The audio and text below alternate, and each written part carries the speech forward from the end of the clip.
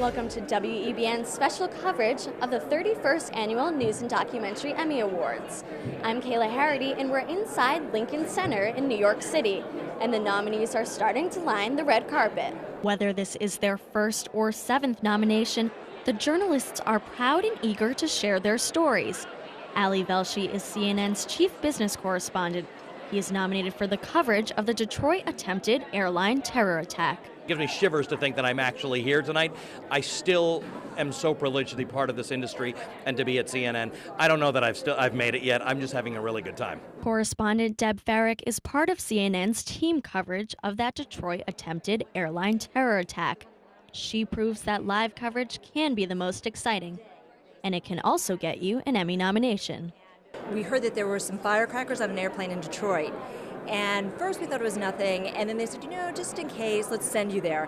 And so we began our rolling coverage, and Ali Velshi says, well, I think Deb Farrick is on her way to Detroit. And then all of a sudden you hear him pause and you go, wait, she's in Detroit. And they says, well, I think we have a phoner with her. And they says, wait a minute, she's at our camera. And then we started rolling coverage all night. The role is reversed for producer and host Paula Zahn. The Emmy Award-winning journalist is not going to be the one receiving the golden statue. She was chosen to be a presenter for the evening. At a time when our business is changing as quickly as it is, and we're having to confront all the competition for digital media, and we're seeing resources shrink and staff shrink, this is such a great time to honor the hard work of people who really have to use, in some cases, heroic efforts to get pieces pitched and ultimately get them on the air. So it's a privilege to be here tonight and to be able to honor some of the colleagues I've worked with for many, many decades. After spending 3 heart-wrenching years following the Amanda Knox case, CBS producer Chris Young's hard work is being recognized. It is her first Emmy nomination. This story, we've become very close with the family members involved, and they kind of inspire us and keep us going, because there's a girl who's in prison who shouldn't be. And so our work hopefully will change that. Some of the most popular and influential journalists like Katie Couric and Brian Williams are not present at the carpet. They will be arriving late to the show because they are bringing the day's news to America. After all, the news never stops. The red carpet is quieting down and everyone is taking their seats for a night to celebrate excellence in broadcast journalism. Brian Williams has arrived in time to accept one of the night's most important awards. It was for his breaking news coverage of the miracle on the Hudson. Everything had to go perfectly that day, and it did. We later learned a nice man named Sully, with the perfect television name, was in the cockpit that day. I have a weird habit of listening to the FDNY scanner when I'm at my desk in the newsroom, and would you believe I heard a call come in about a, quote, small plane in the river. That started it. Turned out to be a big plane, and the command center they set up at the Intrepid deck moved south down the river with the current at 3 knots. To a lesser extent, everything had to go perfectly in our newsroom as well, and it did, from the top to the bottom. International reporting can really open up your eyes. For Richard Engel from NBC Nightly News, it was not easy to see abused Afghan women being treated as criminals. Engel won for his continuing coverage of unlikely refugees. There was a woman who was a wannabe suicide bomber, and she'd been arrested with a vest around her chest. She received 3 years in prison, and the woman who left her husband because she was being beaten received 5 years in prison. The emotions of the night continued. Colleagues gave a standing ovation for PBS NewsHour for in-depth and balanced reporting. Robert McNeil, Jim Layer, Les Crystal, and Linda Winslow humbly accepted the prestigious Chairman's Award.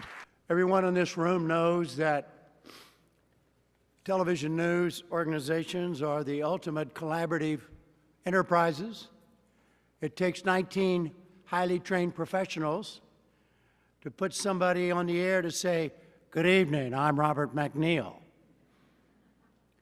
We accept that award for the hundreds of highly trained professionals who have worked for us, with us, over us, under us, beside us for these last 35 years. CBS took home the most Emmys with 7 wins. NBC had 6 and PBS had 5. Regardless of who took home what award, it was a night to celebrate the year's accomplishments. WEBN was in the press room to hear what the winners had to say. Robert McNeil and Jim Lair were glowing with excitement. The 35 years of hard work paid off for PBS NewsHour. Well, I think it's like a ratification of 35 years of, in effect, swimming against the current in television news, and it means that a considerable number of American people like the style of what we do and the content of what we do, and what Jim and his colleagues have been doing since I left the program in '95. It means that we have not labored in vain for the last 35 years. We've done something that matters, and it was fun doing it, and which is, of course, journalism is little boy, little girl work, and we're still doing it, and it matters, and people appreciate it. That's what it means. After the winners accepted their trophies, one thing was clear. No one knows what the future of journalism holds. But Emmy winner Jim Lair remained optimistic about the changing industry. I think it's never been better. I'm one of the few optimists there are. There's never been a time in our history when good, clean information has been more necessary than it is now.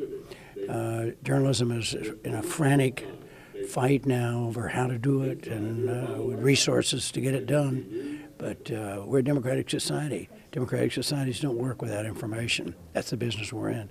So it's just going to be some bumps, but we're going to get there. Dan Rather has high hopes for the future. Rather won outstanding business and economic reporting for HDNet's Iran's Manhattan Project. I'm very optimistic about the future of journalism. We're in a crisis period right now, but we'll get through it. I think all of us need to have a spine transplant to get a little more courageous, a lot more courageous, cower less, be intimidated less, and try to tell people what's going on, what's really going on out there. But I'm optimistic about the future.